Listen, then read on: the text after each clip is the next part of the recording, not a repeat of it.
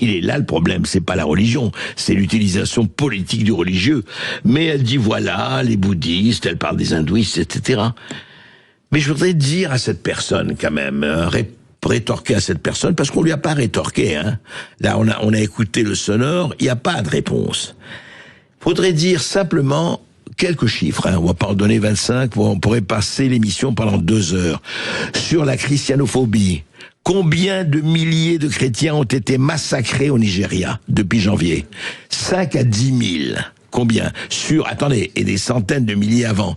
Boko Haram, etc. Combien vraiment de chrétiens massacrés? Les chrétiens irakiens, les chrétiens de partout. En Syrie. Il y a 20 ans encore, 20 ans, 25 ans, 2 millions de chrétiens, il n'y en a plus que 300 000. Or, on constate que la religion la plus persécutée au monde aujourd'hui, et de loin, c'est la religion chrétienne.